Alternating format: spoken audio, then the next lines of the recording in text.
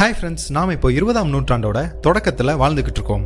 என்னதான் artificial intelligence நாளுக்கு நாள் வளர்ச்சி அடைஞ்சுக்கிட்டே இருந்தாலும் இயற்கை பரிணாம வளர்ச்சியோட எதிர்காலத்தை ப்ரெடிக்ட் பண்ணுறது சாத்தியமா? வரும் 21ஆம் நூற்றாண்டில் இயற்கை பரிணாம வளர்ச்சி எந்த அளவு பூமிக்கு மாற்றங்களை உண்டாக்கும்னு யாராலையும் உறுதியாக சொல்ல முடியாது. அப்படிப்பட்ட இயற்கை பரிணாமத்தால் மாமிச உண்ணியாக உருமாறிய 5 தாவர இனங்கள் பற்றி தான் இந்த காணொலியில் பார்க்க போகிறோம். Welcome to pentalogy planet. இது 5 சுவாரஸ்யமான உண்மைகளை பற்றிய தொகுப்பு. இந்த மாமிச உண்ணி தாவரங்கள் ஹாலிவுட் சயின்ஸ் ஃபிக்ஷன் படங்கள்ல மனிதர்களை கொடூரமா தாக்குற காட்சிகளை பார்த்திருப்போம். ஆனால் உண்மையில் இவங்க பூமியில வாழ்ந்து வரும் மிக அழகான உயிரினங்கள். உலகத்துல இது போல தாவரங்கள் தோராயமா 860க்கு மேல கண்டெடுக்கப்பட்டதா ஆய்வாளர்கள் குறிப்பிட்டிருக்காங்க. இது அனைத்தும் முக்கியமான 5 இனங்கள் கீழே பிரிக்கப்பட்டிருக்கு. அதுல முதலாவதா பார்க்க போற இனம் வீனஸ் ஃப்ளைட்ராப். அமெரிக்காவின் வடக்கு மற்றும் தெற்கு கரோலினா கடலோர பகுதிகளில் மட்டுமே இயற்கையாக காணப்படும் மிகவும் அரிதான தாவரம் வீனஸ் ஃப்ளைட்ராப் ஏன் மாமிசம் சாப்பிட்ற தாவரங்களா அழைக்கப்படுது. இது வாழும் பகுதிகளில் தேவைப்படும் ஊட்டச்சத்தான நைட்ரஜனும் பாஸ்பரஸும் இல்லாததால் பூச்சிகளை வேட்டையாடி அது மூலமாக சத்துக்களை உறிஞ்சிக்குது. இந்த தாவரத்தோட உடலமைப்பு மேல் பரப்பில் தூண்டுதல் முடிகளோட 2 இலையாக பிரிக்கப்பட்டிருக்கு. வெளிப்புறத்தில் பல் போல வடிவத்தில் இருக்கும் ஷிலியா அமைந்திருக்கு. ஒரு பூச்சி அல்லது வண்டு இலையோட மேல் புறத்தில் உள்ள முடிகளை தொடும்போது அது ஒரு கரடி பொறி போல செயல்பட்டு பூச்சிகளை தப்பிக்க விடாதபடி மூடிக்குது.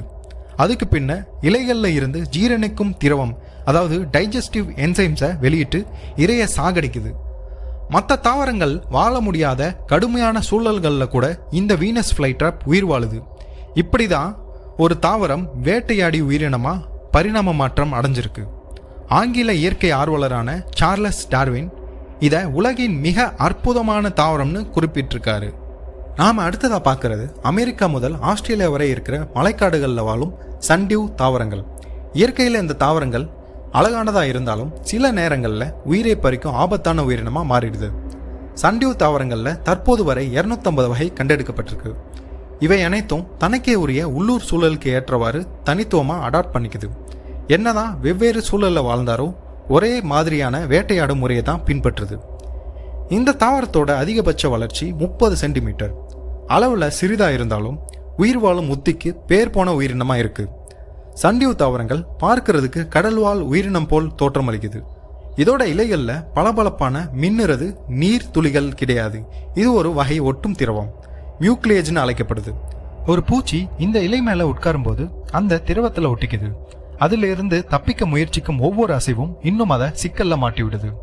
இதை பயன்படுத்தி சன்டியூ தாவரம் தன்னோட இலையை மெதுவா உள்நோக்கி வளைத்து இரைய பாம்பு போல சுருட்டி அதன் மூச்சை நிப்பாட்டுது. இரையோட மென்மையான பகுதியை உடைத்து அதுகிட்ட இருந்து ஊட்டச்சத்துக்களை உறிஞ்சிக்குது. தென்னாப்பிரிக்காவில் மட்டுமே வளரும் கேப் சன்டியூ இதோட இனங்கள்லயே ரொம்ப அழகான தாவரமா கருதப்படுது. நாம மூணாவதா பார்க்கறது உலகத்தோட பல பகுதிகளில் உள்ள நன்னீரில் சுதந்திரமா வாழும் பிளாடர்வர்ட்ஸ் தாவரங்கள். பெரும்பாலும் அமிலத்தன்மை நிறைந்த குளங்கள்லையும் சதுப்பு நிலங்கள்லையும் வளரும். இந்த தாவரம் புரோட்டோசோவான்னு சொல்லப்படுற நுண்ணுயிரையும் தண்ணீர் பூச்சிகளையும் பிடித்து உண்ணுது. இது ஏன் பிளேடர்வர்ட்ஸ்னு அழைக்கப்படுது? நீருக்கடியில் பலூன் போல அமைப்புடைய இரையை பிடிக்கும் பயன்படுத்தும் பொறி தான் பிளாடர். ஒரு இரை பொறியோட நுழைவாயில இருக்கிற தூண்டுதல் முடிகளை தொடும்போது உடனடியாக அதன் மூடி திறந்து தண்ணீரோட சேர்த்து இரையையும் உள்ளே இழுக்குது. இந்த நிகழ்வு 1 மில்லி வினாடிக்குள்ள நடந்து முடிஞ்சிருது. இரை ஆபத்தை உணர்றதுக்கு முன்னாடியே மூழ்கடிக்கப்படுது. தாவர உலகத்திலேயே அறியப்பட்ட மிக வேகமான இயக்கங்கள்ல ஒன்னா கருதப்படுது.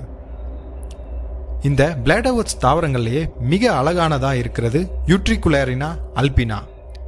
இது தாவர சேகரிப்பாளர்கள் மத்தியில மிகவும் பிரபலமா அறியப்படும் ஆர்ச்சிட் பூக்களை கொண்டது. நாம அடுத்ததா பார்க்கிற தாவரம் தெற்காசியா, வடக்கு அமெரிக்கா மற்றும் ஆஸ்திரேலியாவில் காணப்படும் பிச்சர் பிளான்ட். பிச்சர் தாவரங்கள் அதன் இரையா பூச்சிகள் மட்டும் அல்லாம தவளை, எலி, சில சமயங்களில் பாம்புகளும் அதன் பொறியில சிக்கிக்குது.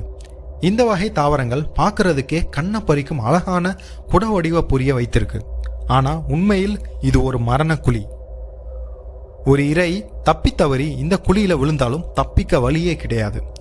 இந்த பொறியோட நுழைவாயில்ல பெரஸ்டோம்னு அழைக்கப்பட்ட தேன் உற்பத்தி செய்யும் சுரப்பி இருக்கு.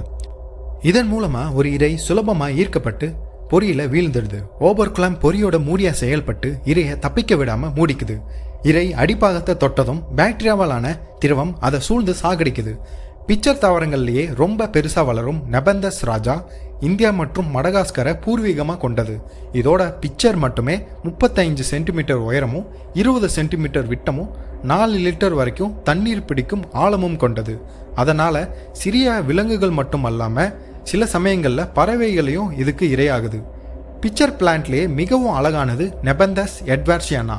இது மலேசியாவோட தீவுகளில் மட்டுமே காணப்படுது. வைல்ட் லைஃப் ஃபோட்டோகிராஃபரோட மிகவும் பிடித்தமானதா ஸ்ப்ளெண்டிட் பிக்சர் பிளான்னு இன்னொரு பெயராலையும் இது அழைக்கப்படுது. இந்த காணொலியோட இறுதியாக பார்க்குற தாவரத்தோட பெயர் பட்டர்வர்ட்ஸ். அமெரிக்கா மற்றும் ஆசியாவோட சில பகுதிகளில் மட்டுமே வளருது. பட்டர்வர்ட்ஸ் தாவரங்கள் ஃப்ளை பெப்பர் மெக்கானிசம்ங்கிற யுக்தியை கையாளுது. இதன் இலைகளில் பிசுபிசுப்பு தன்மை கொண்ட வெண்ணெய் போன்ற திரவம் படிந்திருக்கு. இந்த தாவரங்கள் ஊதா, நீலம், இளஞ்சிவப்பு நிறங்களில் காணப்படுது. இது இரையை கவர்ந்து அதோட பொரியில சிக்க வைக்குது. நார்டிக் பகுதிகளில் பட்டர்வர்ட்ஸ் இலைகள் பாரம்பரியமாக சீஸ் தயாரிக்க பயன்படுது. பிங்கிகுலா விலோசா போன்ற பட்டர்வர்ட்ஸோட சில தாவர இனங்கள் கடுமையான பனி பிரதேசங்களிலேயே கூட உயிர் வாழக்கூடியது. பட்டர்வர்ட்ஸ் தாவரங்கள்லேயே மிகவும் அழகானதா கருதப்படுவது பிங்கிகுலா மொரானென்சிஸ். இதுவரையிலும் நம்ம பார்த்த எல்லா தாவரங்களோட பரிணாம மாற்றத்துக்கும் அதோட இயற்கை சூழல் முக்கிய காரணமாக இருக்குது. மாமிசத்தை திங்கிறதால இவைகள் கொடூரமான தாவரங்கள் கிடையாது. மாறா பூச்சிகளோட எண்ணிக்கையை கட்டுப்படுத்துறதுல பெரும் பங்கு வகிக்குது. இந்த தாவரங்களோட வாழ்க்கை முறை மூலமாக நாம் தெரிஞ்சுக்கிறது என்னன்னா, இயற்கையில் உயிர் வாழ அழகு மட்டும் போதாது, கூடவே மிருகத்தனமும் தேவைப்படுது.